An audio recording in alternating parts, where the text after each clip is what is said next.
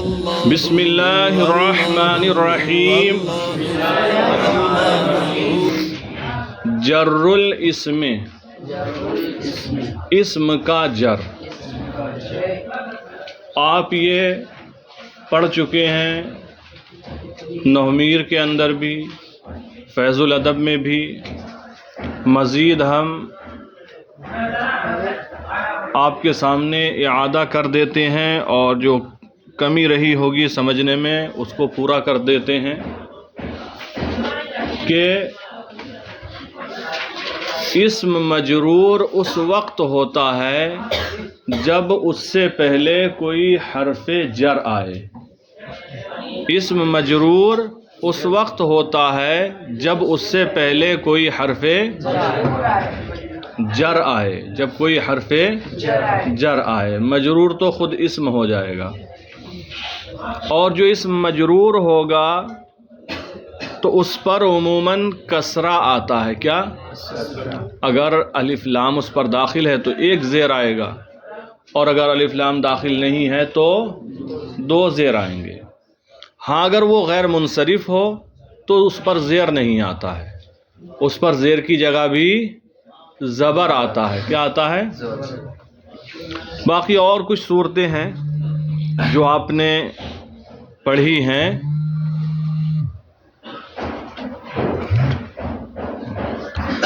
اور کچھ صورتیں ہیں جو آپ نے وجوہ اعراب کے اعتبار سے اس میں متمکن کی جو 16 قسمیں ہیں ان میں پڑھی ہیں. وہ 16 قسمیں آپ کو اسی لیے بتائی گئی ہیں کہ آپ اسم کو پہچانیں کہ کس کیٹیگری کا ہے، کس قسم کا ہے، اور پھر اس کا اعراب کیا ہوگا. وہ اچھے طریقے سے ازبر ہیں تو آپ ہر اسم کا اعراب نکال سکتے ہیں. بہرحال تو کوئی اسم مجرور اس وقت ہوتا ہے جب اس سے پہلے کوئی حرف جر ہو یا وہ اسم مضاف الیہ ہو، اس سے پہلے مضاف ہو. مجرور دو ہی ہوتے ہیں، ایک وہ جس پر حرف جر داخل ہو، دوسرا وہ جو مضاف الیہ ہو. تو یہاں پر اس مجرور کا بیان ہے جس پر حرف جر داخل ہو، جس پر حرف جر داخل ہو. تو اس درس میں آپ کو یہ سکھایا جائے گا، یہ بتایا جائے گا کہ دیکھو جب اسم پر حرف جر داخل ہو رہا ہے تو وہ اسم مجرور ہو جا رہا ہے، یعنی اس پر عموماً کسرہ آ رہا ہے. اب آپ مثالیں دیکھیں. الامثلہ، مثالیں. نزل المطر من السماء، نزل المطر من السماء، آسمان سے بارش ہوئی. نزلہ نازل ہونا، اترنا. نزل المطر، بارش اتری. من السماء، آسمان سے. تو ہم یہ نہیں کہتے ہیں بارش اتری، بلکہ ہم بولتے ہیں بارش ہوئی، آسمان سے بارش ہوئی. تو یہاں پر دیکھو من السماء، السماء سے پہلے کیا ہے؟ حرف جر ہے، تو اس لیے ہم السماء پڑھتے ہیں، حمزے کے نیچے زیر پڑھتے ہیں من کی وجہ سے. پھر آگے ہے دوسرا جملہ، یأتی السمک من البحر. اتا یاتی معنی آنا، یاتی فعل مضارع ہے. یأتی السمک، مچھلی آتی ہے، من البحر، سمندر سے، دریا سے. مچھلی دریا سے آتی ہے یا سمندر سے آتی ہے. تو ہم نے پڑھا من البحر، البحر سے پہلے کیا ہے؟ حرف جر من ہے، تو اس لیے البحر پڑھا، من کی وجہ سے البحر مجرور ہو گیا. پھر دیکھیں سعى الجيش الى المیدان. الجیش کا معنی لشکر، سعى یسعى کا معنی ہوتا ہے چلنا، چلنا، کوشش کرنا، نکلنا. سعى الجيش، لشکر چلا، الى المیدان، میدان کی طرف لشکر چلا. یہاں پر بھی المیدان مجرور ہے کیونکہ المیدان سے پہلے الى حرف جر ہے. سارت الماشیۃ الى الحقل، سارا ہے، را ہے، یہ واو نہیں ہے. سارا یسیرو مانے چلنا، پڑھا تھا نا. سار القطار، ٹرین چلی. سارت یہ واحد مؤنث غائب کا صیغہ ہے. سارت الماشیۃ، الماشیہ چوپایا، ماشیہ کہہ سکتے ہیں گائے کو، بیل کو، بھینس کو، جو بھی جانور ہیں چوپایا. سارت الماشیۃ، چوپایا چلا، الی الحقل، الحقل مانے کھیت، کھیت کی طرف. چوپایا کھیت کی طرف چلا. نمبر 5 ینزل الجندی عن الحصان. ینزل الجندی، نزل ینزل، اترتا ہے. ینزل الجندی، جندی مانے سپاہی، سپاہی اتر رہا ہے عن الحصان گھوڑے سے، سپاہی گھوڑے سے اتر رہا ہے. تو دیکھو الحصان پڑھا، کیوں؟ اس سے پہلے حرف جر ہے. یذهب الخوف عن الطفل، یذهب چلا جائے گا، الخوف خوف ڈر، ڈر چلا جائے گا، دور ہو جائے گا، عن الطفل بچے سے، بچے سے ڈر چلا جائے گا. تو یہاں بھی الطفل ہم نے مجرور پڑھا، کیوں؟ حرف جر عن کی وجہ سے. پھر آگے دیکھیں یطفو الخشب علی الماء، طفا یطفو کا معنی ہوتا ہے تیرنا، کیا؟ تیرنا، اور خود سے تیرنا بغیر اپنے عمل کے، بہرحال تیرنا ہوتا ہے اس کا معنی. طفا یطفو کا معنی تیرنا. تو یطفو فعل مضارع ہے. یطفو الخشب، الخشب معنی لکڑی، یطفو الخشب لکڑی تیرتی ہے، علی الماء پانی پر، پانی کے اوپر لکڑی ڈال دیں وہ تیرتی رہتی ہے. تو یہاں علی الماء یہ بھی مجرور ہے. یسقط الثمر علی الارض، یسقط گرتا ہے، الثمر پھل، پھل گرتا ہے یا گر رہا ہے، علی الارض زمین پر، زمین پر پھل گر رہا ہے یا گر رہے ہیں. پھر آگے مثال 9 ینبح الکلب فی البستان، نبح ینبح مانے بھونکنا، ینبح الکلب کتا بھونک رہا ہے، فی البستان باغ میں، فی البستان یہ بھی مجرور ہے. پھر جملہ نمبر 10 دخل المجرم فی السجن، دخل داخل ہوا، المجرم مجرم، فی السجن سجن قید خانہ جیل، مجرم قید خانے میں داخل ہوا. نمبر 11 قشرتو، قشر یقشر نصر ینصر سے اور قشر یقشر ضرب یضرب سے، دونوں بابوں سے آتا ہے. قشرت الفاکہہ، قشرتو میں نے چھیلا، قشرہ کا معنی ہے چھیلنا، قشرتو واحد متکلم میں نے چھیلا، الفاکہۃ پھل کو، میں نے پھل کو چھیلا، بالسکین چھری سے. تو بالسکین یہ بھی مجرور ہے. جملہ نمبر 12 یتقاتل الجنود بالسیوف، یتقاتل آپس میں قتال کرنا لڑنا، الجنود لشکر، لشکر یا کہیں لشکر میں جو لوگ ہوتے ہیں یعنی سپاہی، سپاہی یتقاتل آپس میں لڑتے ہیں، بالسیوف تلواروں کے ساتھ، سپاہی تلواروں کے ذریعے یا تلواروں سے لڑتے ہیں، سپاہی تلواروں سے لڑتے ہیں. نمبر 13 الجائزۃ للسابق، انعام للسابق سبقت والے کے لیے ہے، سبقت لے جانے والے کے لیے.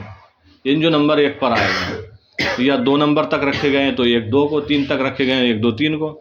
الجائزۃ للسابق انعام سبقت لے جانے والے کے لیے ہے.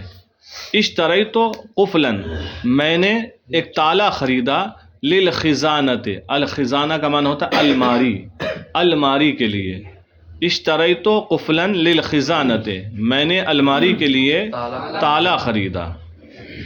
تو یہ تو ہوا ان 14 مثالوں کا ترجمہ. اب کچھ بحث ہے اسے دیکھ لیں اور سمجھ لیں. البحث الکلمات الاخیرۃ فی جمیع الامثلۃ السابقۃ، فی جمیع الامثلۃ السابقۃ گزری ہوئی تمام مثالوں میں، گزری ہوئی اس کا ترجمہ کریں گے پہلے. فی جمیع الامثلۃ السابقہ گزری ہوئی تمام مثالوں میں، الکلمات الاخیرۃ کلھا لین کے آخر میں ہے کلھا، اسی کی تاکید ہے الکلمات الاخیرہ کی. الکلمات الاخیرۃ کلھا آخر والے تمام کلمات، آخر والے یعنی آپ کوئی بھی مثال لے لیں اس میں سب سے آخر والا کلمہ دیکھ لیں. گزری ہوئی تمام مثالوں میں آخر والے تمام کلمات اسماء یہ ہے خبر، اسم ہے. گزری ہوئی تمام مثالوں میں آخر والے تمام کلمات اسم ہیں. آپ دیکھ لیجئے اسی صفحے پہ دیکھیں جو ہمارے سامنے ہے، اوپر سے دیکھتے ہیں المیدان ہے، الحقل ہے، الحصان ہے، الطفل ہے، الماء ہے، الارض ہے، البستان ہے، السجن ہے، السکین ہے، السیوف ہے، السابق ہے، الخزانہ ہے. یہی ہے ترتیب. تو گزری ہوئی تمام مثالوں میں آخر والے تمام کلمات اسم ہیں.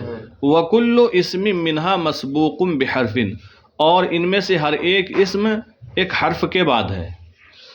ان میں سے ہر اسم ایک حرف کے بعد ہے. المیدان کس کے بعد ہے؟ اور الحقل کس کے بعد ہے؟ الحصان کس کے بعد ہے؟ الطفل کس کے بعد ہے؟ یہی ترتیب آپ سمجھ لیں اوپر سے نیچے تک. تو کہتے ہیں وَكُلُّ اسم منہا مسبوق بحرف، اور ان میں سے ہر ایک اسم ایک حرف کے بعد ہے. تو یاد رہے یہاں پر جو بحث پوری چل رہی ہے یہ جر مجرور کی ہے، فعل فاعل کا بیان سب ہو چکا ہے، اور ان میں سے ہر ایک اسم ایک حرف کے بعد ہے.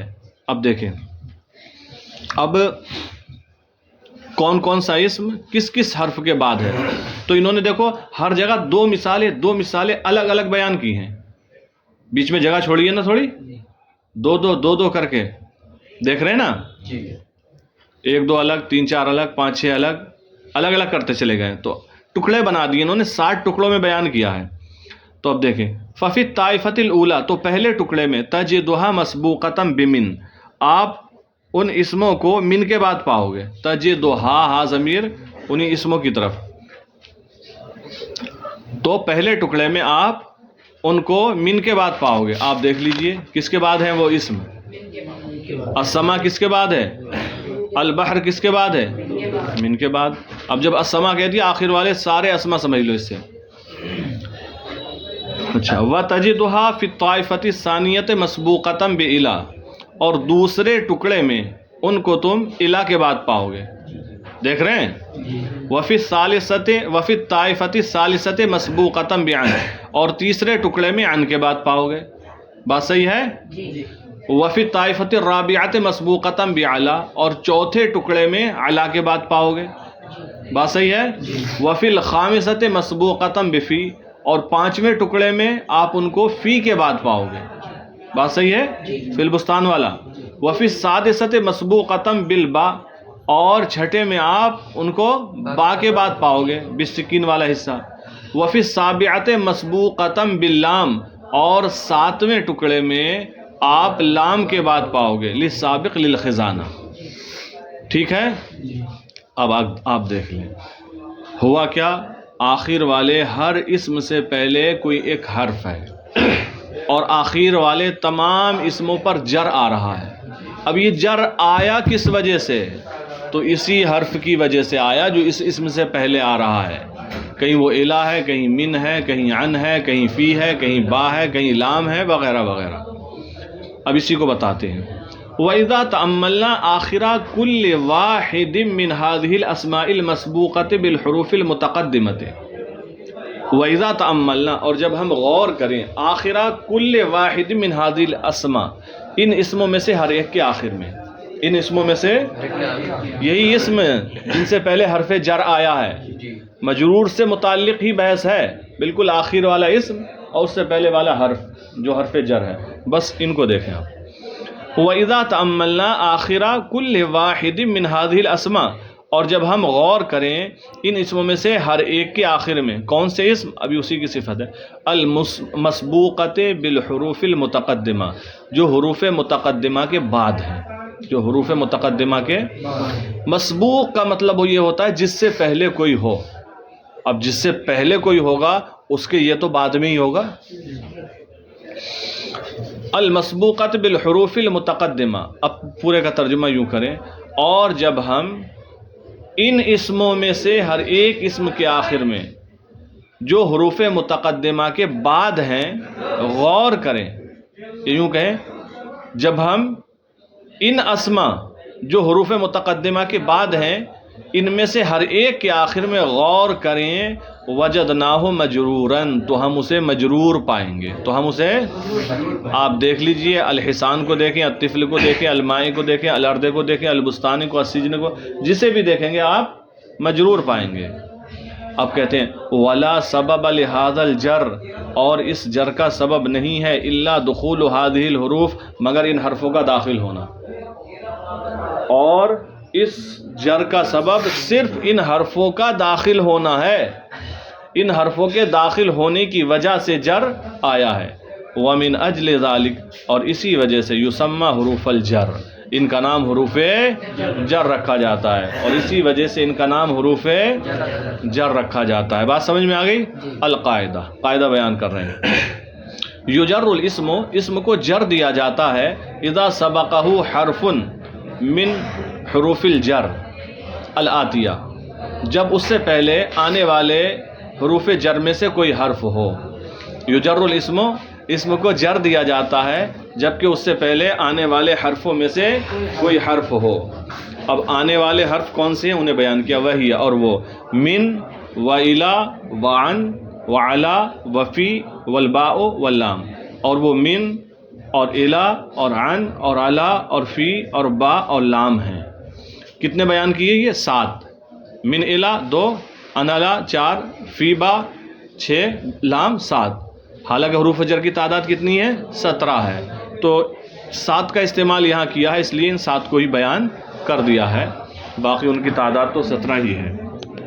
تو آپ اس بحث کو اچھے طریقے سے سمجھ لیں اور ذہن نشین کر لیں.